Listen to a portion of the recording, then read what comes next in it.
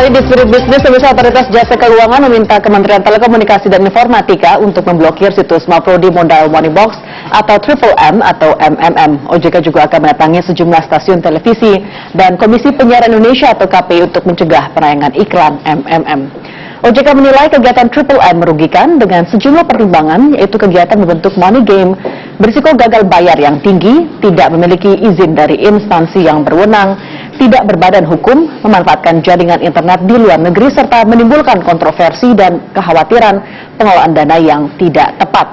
Sejak tahun 2014, OJK telah menerima 235 pertanyaan terkait skema bisnis MMM yang masuk melalui layanan konsumen. Jumlah laporan terbanyak berasal dari Jawa Timur, yaitu 10,6% dan DKI Jakarta 6,8%.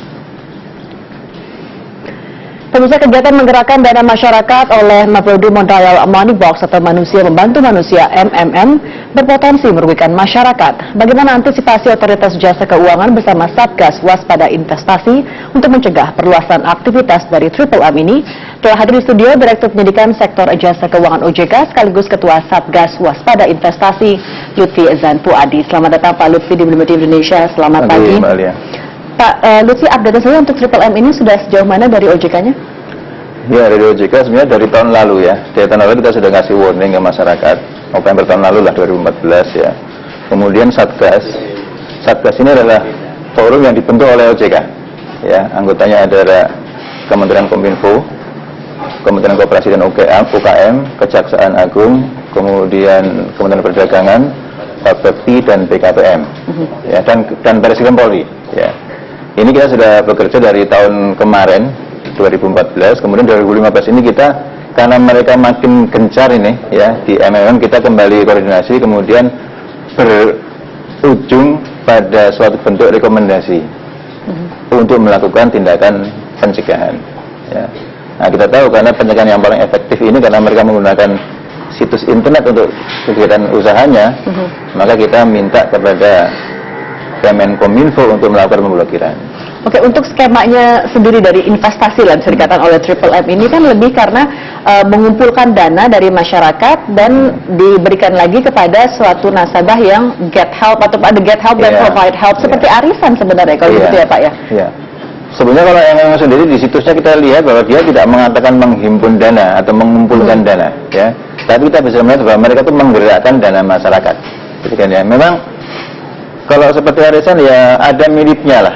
Seperti arisan ya, hari ini saya itu provide help, taruhlah 100.000, kemudian dengan makro 30%, maka bulan depan saya bisa berposisi sebagai get help untuk dapat 130.000 dan seterusnya. Itu juga artinya 100.000 sampai 10 juta per peserta. Per bulannya? Bukan, per peserta. Itu minimum 10 juta, 100.000, maksimum 10 juta. Jadi itu sekali bayar, berarti sangat berbeda dengan arisan. Kalau arisan mungkin kan di Eropa berkala per bulanan, jadi bayarnya itu dan nanti dikocok siapa yang pemenangnya mendapatkan. Tapi kalau ini ada sedikit kita lihat sekali skim, tapi bisa juga orang ikut yang keduanya kan ya. Ya. Nah di situ bahkan ada ini kalau akan ikut lebih dari 10 juta, dia harus menggunakan nama yang lain, nggak bisa lagi satu nama. Memang dia batasin paling tinggi 10 juta. Saya juga sempat melihat website ini, apakah benar ada 35 juta nasabah lah demikian untuk Triple M? Ada juga mengatakan 2 juta. Sebenarnya berapa juta ini pelanggannya? Ya ini yang kita sulit untuk identifikasi ya. Karena satu yang kita pegang misalnya kita baca yang ujungnya itu net ID ya. Di sana bahkan nggak mendeklar ada berapa nasabahnya ya. Tapi di yang lain yang blog.com itu ada yang bilang 3 juta, ada yang bilang 2 juta, ada yang bilang 35 juta ya. Sehingga saya juga nggak tahu pasti sebenarnya berapa sih yang sudah terlibat dalam kegiatan MMM ini.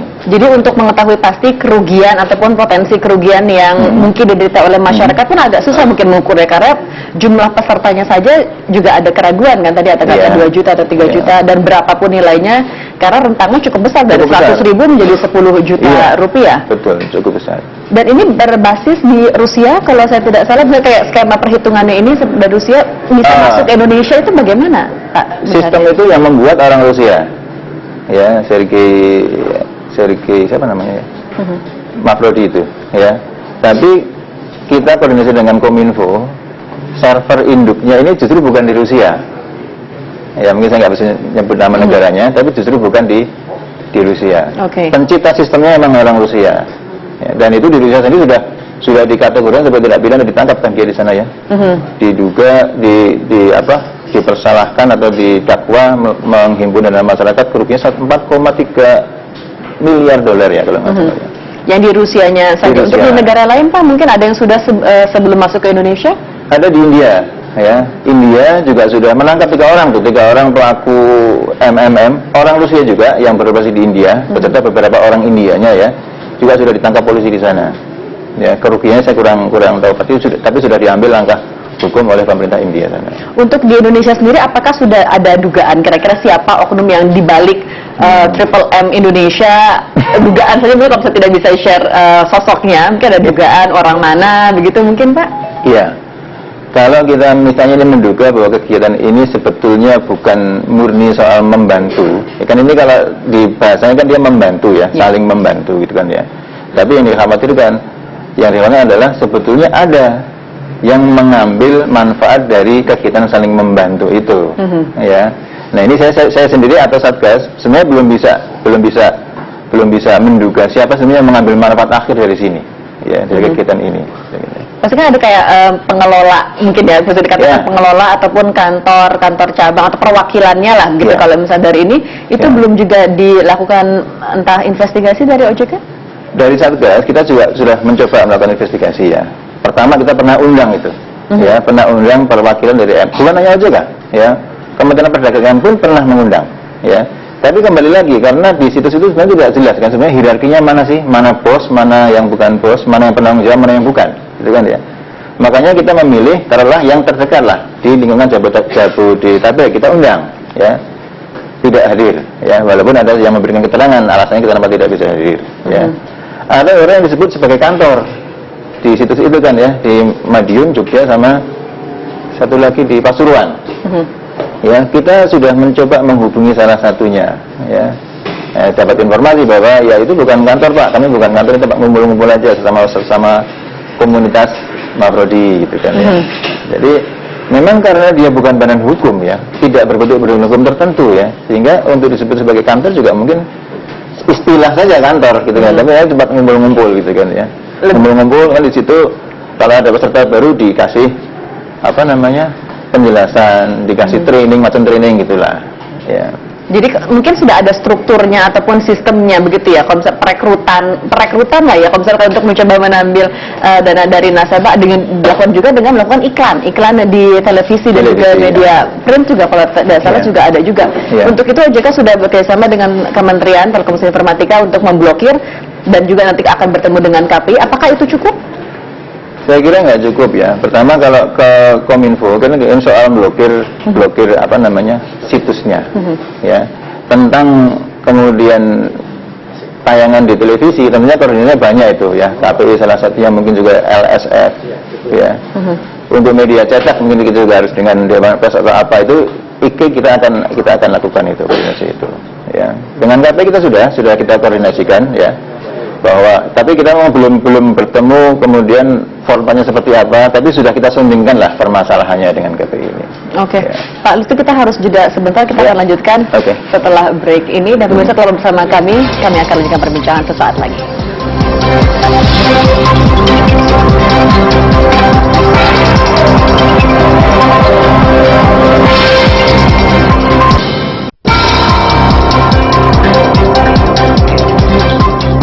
Terima kasih Anda masih bersama kami di Spirit Business, dan kami akan lanjutkan perbincangan mengenai investasi yang dianggap meresahkan masyarakat.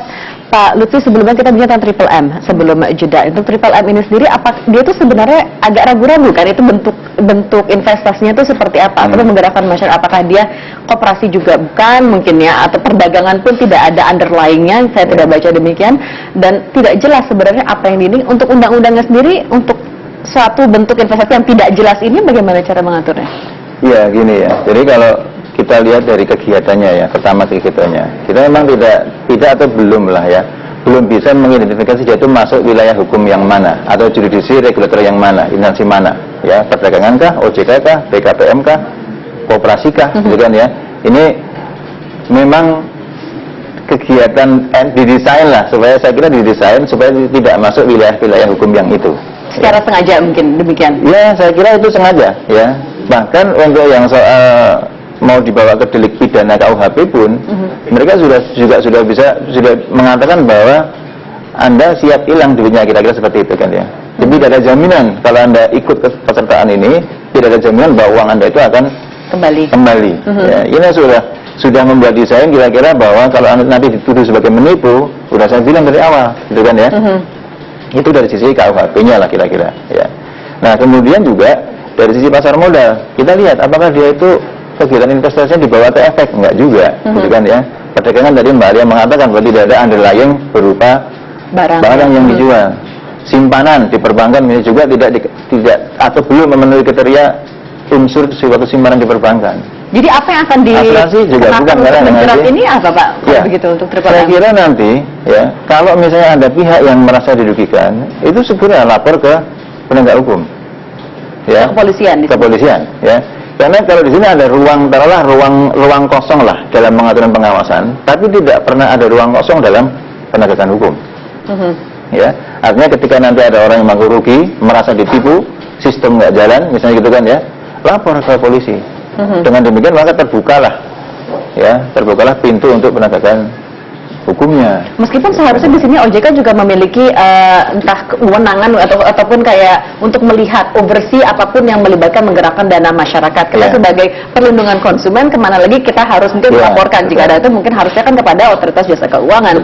Nantinya akan menuju ke arah sana atau karena ini tadi masih gray area jadi hanya ke polisi saja? Iya, kalau kita memang bisa masukkan klasterkan ya, MM sebagai bentuk kegiatan jasa keuangan, maka itu murni di wilayah keuangan OJK. Ya. Bahkan penyidikannya pun nanti ada di OJK ya. Tapi memang undang-undang ngasih kewenangan ke OJK untuk melakukan perlindungan kepada konsumen dan masyarakat. Nah, konsumen ini apa?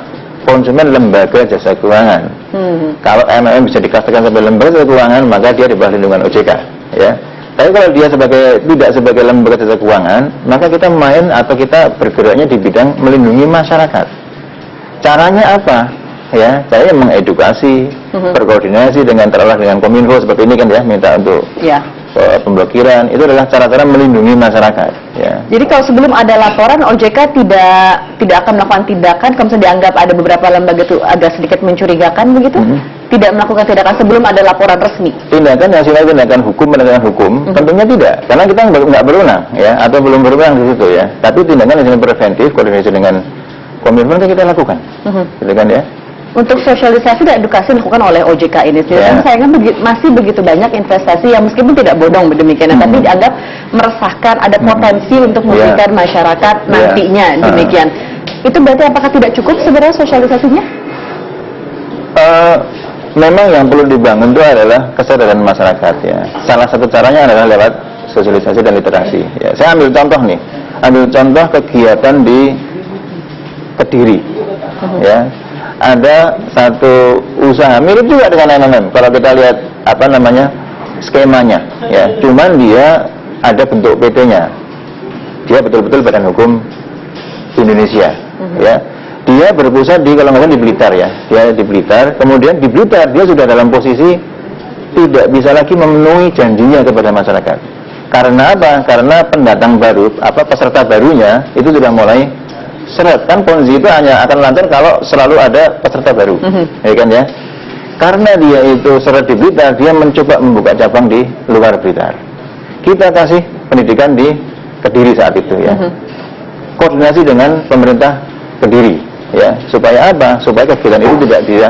Tapi untuk pelakunya itu sendiri apakah sudah ditangkap untuk yang tadi yang di pertamanya itu? Nah, karena ini ya, ini soal kesadaran masyarakat untuk melapor kepada penegak hukum. Ya, itu pun juga belum ada laporan ke penegak hukum. Ya, jadi sifatnya masih ke preventif. Ya, akhirnya apa waktu itu Bu? Nggak bisa dikasih pembukaan cabang di Kediri sehingga nggak ada. Kediri berhenti, nggak ada korban yang dari Kediri kan ya. Terlokalisasi di wilayah Blitar misalnya kan ya. Untuk ada juga investasi yang sudah diselesaikan begitu ya kasusnya oleh OJK, ada juga Langit Biru, kasus 12 suku waktu itu, dan juga Koperasi Cipaganti yang meskipun tidak bodong tapi itu juga nggak meresahkan masyarakat. Ada lagi mungkin kasus-kasus yang dalam penyelidikan atau investigasi OJK? Ya, ada yang kita koordinasikan dengan misalnya dengan Kementerian Agama.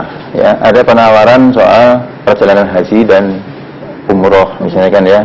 Itu kalau lihat kegiatannya itu kegiatan yang memang ada aturannya, gitu kan ya. Ada aturannya, kewenangannya ada di mana? Di Kementerian Agama. Cuman banyak orang yang mengadunya lewat OJK. Ya, merasa sudah naruh duitnya di suatu pengumpulan dana masyarakat. Ya, itu pengumpulan dana masyarakat ya. Nah, ini kan kita koordinasikan dengan Kementerian Agama. Sebetulnya taruhlah ini paling enggak dilihat dari legalitasnya dulu, kan punya enggak dia izin, bisa enggak dia melakukan seperti itu, skema seperti itu ya. Kita lakukan itu dengan Kementerian Agama contohnya. Oke, hanya baru umroh haji kalau saya tidak salah ada juga perdagangan emas di sini. Perdagangan emas ya. Kalau perdagangan emas ini kan kita memang ada link koordinasi di Satgas ya. Kalau itu ada komoditinya, kan kita akan koordinasi dengan Kementerian Perdagangan. Ya, benar enggak ini modus perdagangan emas yang ditawarkan oleh PT X gitu kan ya? Ada enggak izinnya, skemanya benar apa enggak? Itu kan dikonfirmasi sama Kementerian Agama. Kalau misalnya enggak benar, yang punya kewenangan penindakan Kementerian Perdagangan. Ya. Oke, kembali lagi ke sosialisasi juga edukasi. Apa yang mungkin bisa menjadi ciri-ciri paling utama kalau misalnya supaya masyarakat tidak lagi terjerat terhadap investasi yang mungkin saja beresiko gagal bayar atau beresiko merugikan mereka? Iya, satu ya, memang yang paling utama itu soal janji return. Ya, imbal hasilnya itu kita menilai tidak wajar. Nah, orang bertanya wajar itu apa batasnya, gitu kan ya? Kita bisa lihat misalnya BI rate atau LPS rate lah misalnya, kalau itu membandingkan antara perbankan dengan produk investasi yang ditawarkan orang ini kan ya. LPS rate setahu saya cuma 7,5%. Nah, karena BI rate ya sekitar segitulah ya. Artinya ukuran wajarnya kira-kira segitu ya. Kalau di pasar modal kira-kira berapa sih di pasar modal reksadana lah misalnya kasih 20% per tahun misalnya kan ya. Ini investasi yang legal pun ada risikonya, gitu kan ya. Kalau di pasar modal, kalau orang rugi soal reksadana karena market sedang drop, itu juga harus dikasih penjelasan ke masyarakat kan ya. Apalagi ini untuk investasi yang tidak ada penanggung jawabnya. Ya, perbankan ada misalnya banknya kolaps pun ada LPS sampai jumlah tertentu dengan tingkat bunga tertentu. MMM nih misalnya nih, kalau kolaps terus siapa yang menjamin? Gitu kan ya. Jadi ini harus diwaspadai legalitas entitinya, bentuk badan hukumnya, siapa penanggung jawabnya, ya. Kemudian juga skema bisnisnya diinvestasikan diputar kemana sih uang kita itu, ya. Misalnya dia bilang diputar di surat berharga, cari benchmark, ya. Perputaran di surat berharga ngasih return berapa? Kalau cuma 10% per tahun, ini ngasih 30%, artinya ada hal yang tidak logis di situ. Ya, jadi ini satu kunci yang bagus ya, legal dan logis ya. Dalam investasi kita harus legalnya kita perhatikan, logisnya juga kita harus perhatikan. Jadi jangan hanya tergiur return yang tinggi begitu ya Pak Lutfi.